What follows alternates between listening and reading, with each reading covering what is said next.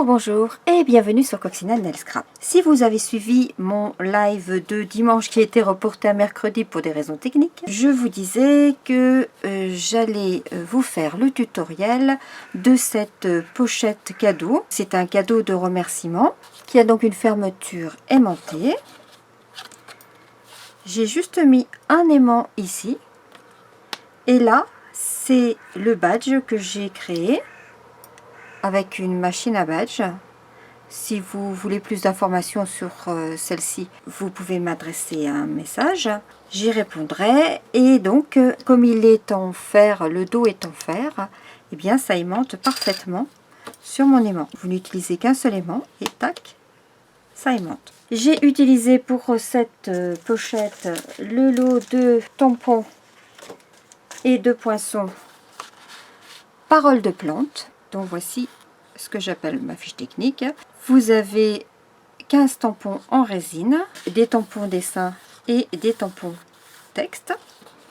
Et puis vous avez 14 poinçons qui découpent à la fois les tampons. Donc par exemple, ils vont découper, un poinçon va découper cette plante là, celle-ci, celle-ci, celle-ci, celle-ci. Les pots vont être découpés également, celui-ci, celui-ci et celui-là. Et puis vous avez des poinçons supplémentaires pour faire le macramé ici. Ces petits pots ici et puis celui-là. Voilà comment est composé ce lot. Vous avez dans la collection le papier design plante épanouie. Et vous avez à chaque fois recto verso, recto verso, recto verso, recto verso, recto verso. Et j'ai utilisé également les poinçons pour découper. Alors là j'ai découpé, oui, j'ai utilisé le poinçon pour découper le pot en terre directement. Comme ça j'ai pas eu besoin de le tamponner, je l'ai découpé directement dans le papier. Et j'ai également découpé, alors cette fois sur le marque-page qui va être joint. Vous savez que à partir d'avril vous allez pouvoir collectionner des tags. Je les ai appelés les tags à collectionner. À chaque fois que vous passerez une commande, vous recevrez avec le cadeau de remerciement ce tag à collectionner. Donc ça c'est pour les commandes du mois d'avril. Et j'ai découpé directement le pot là dans le papier. J'ai découpé le petit muret dans le papier. Et sur ça, j'ai découpé juste le pot de fleurs dans le papier. Et là, je les ai tamponnés puis découpés. Mais on aurait très bien pu aussi, alors là on ne les voit pas, mais on retrouve ces deux plantes-là et celle-ci, on les retrouve dans le papier. Vous voyez par exemple ici, celle-ci, là elle est tamponnée. Ici, c'est directement du papier de la collection. Ici également, ces deux-là, on peut les découper aussi directement. Tout comme d'ailleurs, j'ai découpé dans ce papier cette plante-là. C'est quand même bien pratique aussi d'avoir les papiers à découper directement. Alors, pour faire la pochette, vous allez avoir carrément besoin d'une feuille de papier A4. Et cette feuille, vous allez la marquer dans le sens là. Donc sur la longueur. Vous allez marquer à 10 cm, puis 10,5, puis 20,5 cm, puis 21 cm. Vous avez un morceau qui est plus petit et un qui est plus long de chaque côté. Ensuite, dans ce sens-là, on va marquer, alors on va couper et marquer. D'abord, on marque à 1,5 cm. Je mesure de ce côté-là du massicot pour avoir un maximum de papier qui vient taper contre la butée pour être sûr d'être bien droite. Pour les petites dimensions, il est préférable de mesurer du côté gauche. Donc 1,5 cm. Et puis je vais venir marquer à 2 cm.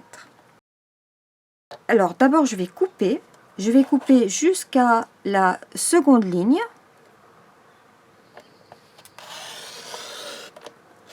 Je ne vais pas trop loin, donc éventuellement il vaut mieux aller moins loin et terminer au ciseau que d'aller trop loin. Et je fais pareil ici. Puis je marque au centre. Je tourne mon papier, je marque à 1,5 cm. Et puis je vais à 2 cm. Je viens couper jusqu'au la deuxième ligne de marquage.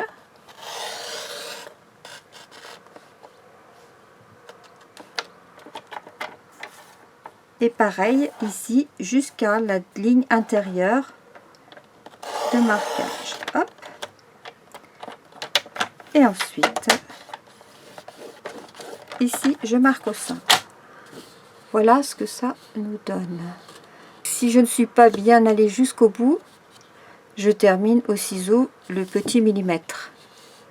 Mais à chaque fois, c'est jusqu'à cette ligne intérieure de marquage. De chaque côté. On peut ranger le coupe-papier. Et je vais retirer toute cette partie. Je coupe droit d'abord. Je termine éventuellement au besoin.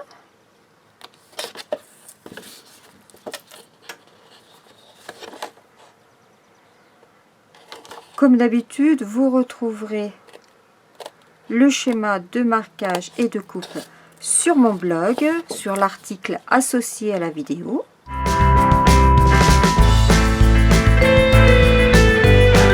J'ai retiré ces 4 rectangles. Je vais biaiser seulement le premier grand rectangle, celui qui est vers l'extérieur. Le plus petit, je le laisse bien droit de chaque côté. Je peux appuyer mes plis. Hop. Alors c'est un petit peu délicat quand on n'a que 5 mm. Donc il faut appuyer vraiment presque en même temps, j'ai envie de dire.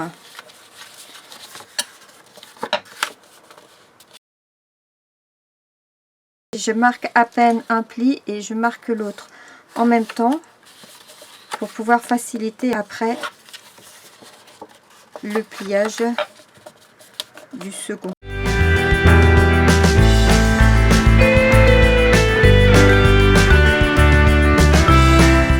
Avant d'aller plus loin, je vous précisais tout à l'heure qu'il y avait un grand morceau en bout et un plus petit. Sur ce plus petit là, on va utiliser le poinçon bordure incontournable. Celle-ci, j'adore. Alors j'adore ces poinçons là. Vous voyez ici on a les 6 poinçons bordure incontournable. Comme son nom l'indique, elles sont incontournables. Tant pour faire des enveloppes, par exemple ici, ces 3 là principalement, que pour faire des pochettes dans des mini-albums ou sur des cartes. Et puis là on peut faire des décos, de très jolies décos dans des mini-albums, ici, ou sur des cartes. Ici on peut même l'utiliser pour faire des nuages. Vous voyez qu'en plus, aussi bien d'un côté que de l'autre, alors je sais pas si on voit bien, mais ici on a un point couturé et ici on a des petits points. Là pareil, on a des petits points ici et on a un point couturé ici tout le long. Ici donc ce joli feston avec un point couturé au dessus. En dessous il n'y a rien, on a juste le feston. Ici on a 2 points couturés de chaque côté. Ici on a des petits points en bas et un point couturé au dessus. Et là on a des points couturés pour les nuages. Là on peut aussi très bien utiliser ça en gabarit pour faire des nuages pour un fond de carte. Vraiment on peut les utiliser de plein de manières. Ces poinçons ils sont vraiment indispensables. Là je vais donc l'utiliser pour faire une jolie fermeture sur ma pochette. Je positionne mon feston, je l'aligne avec le bord, je le centre également et je passe ça dans ma machine de découpe. Alors, petite précision, j'ai moi une Big Shot grand format A4 qui me permet de faire cette découpe là. C'est sûr que si vous avez la machine de découpe au format B5, hein, vous n'allez pas pouvoir passer cette taille là de feuille. Il va falloir que vous réduisiez au maximum la longueur du die, c'est-à-dire 15 cm. Pour moi, ça n'est pas un problème puisque j'ai toutes les tailles. Donc, j'utilise les machines de découpe en fonction de la taille du projet. Moi, la grande, je l'avais achetée tout au début où j'ai commencé le scrap.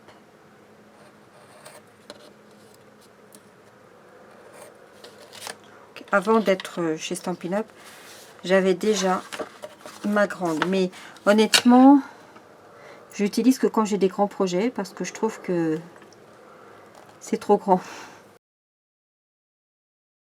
Donc vous voyez, je termine au cutter de chaque côté dans le prolongement des petits points couturés.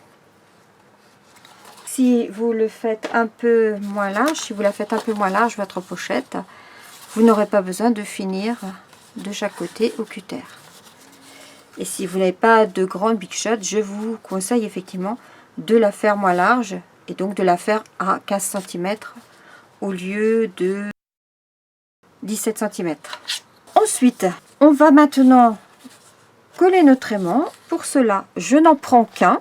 Au lieu de prendre une paire d'aimants, je n'en prends qu'un seul. Je vais le mettre au centre. Et puis, par rapport à ma pochette, donc on va considérer que ça, on va le mettre à peu près comme ceci. D'accord? Mon aimant devra se trouver toc, à peu près ici. C'est-à-dire à environ 7 cm du bord. Et je vais mesurer le centre, c'est-à-dire 8,5. Et je vais positionner mon aimant par ici. Je le colle. Les miens sont autocollants. Voilà. Je le colle. Je regarde si ça convient bien. Et voilà. Parfait. Ici, je vais prendre une perforatrice et je vais mettre un cercle de carton. Pour ne pas que ce que je glisserai dans ma pochette vienne taper contre l'aimant, et puis pour être sûr qu'il reste toujours bien en place,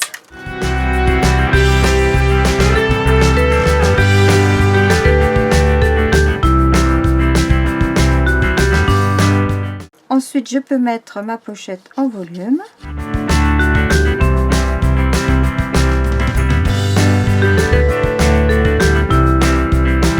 Je me mets bien sur les angles.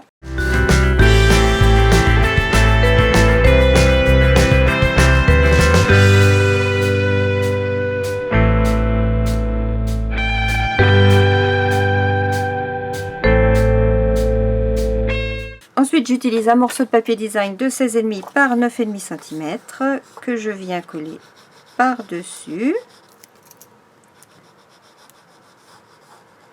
Bien évidemment, j'ai déjà fait les tranches avec mon Stampin' Right du coloris épinette enivrante.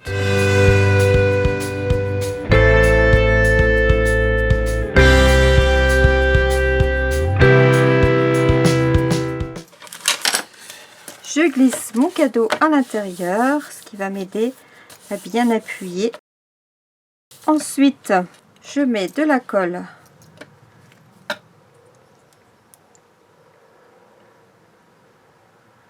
derrière mon badge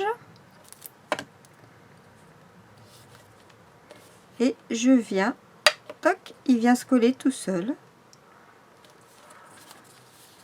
Je vérifie qu'il soit bien centré. Oups. Et ma pochette est réalisée. On n'a plus qu'à la décorer. Je vais faire mes découpes dans le papier, ces deux découpes là, celle-ci et celle-ci. Mais on pourrait aussi tamponner et découper le tamponnage. Je n'ai plus qu'à coller tout ça.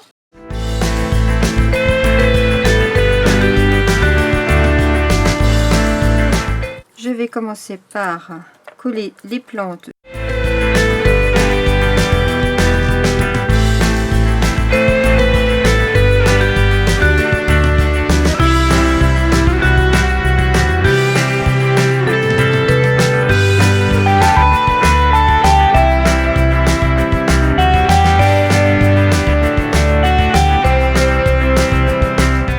Si j'ai mis trop de colle, je prends une chute de papier, hop, j'enlève le surplus de colle.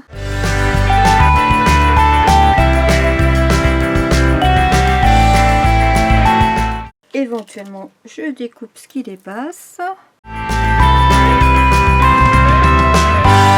Et je colle le tout.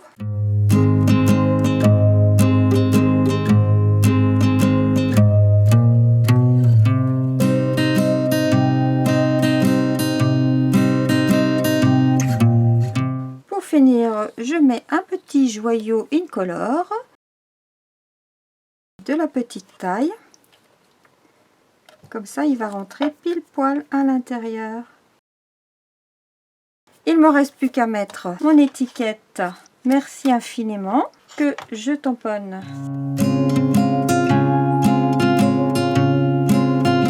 C'est le merci infiniment, toujours du même set de tampons que j'ai tamponné en épinette enivrante et que je vais venir coller avec de la mousse 3D ici après l'avoir découpé.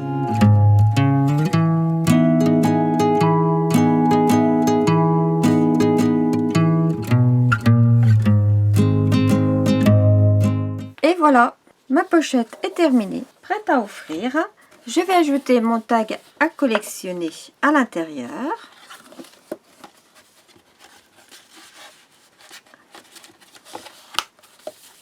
Et voilà qui est fait. Je n'ai plus qu'à envoyer tout ça. J'espère que ce projet vous aura plu. En attendant de vous retrouver très vite pour de nouvelles aventures créatives, prenez soin de vous, à bientôt, au revoir.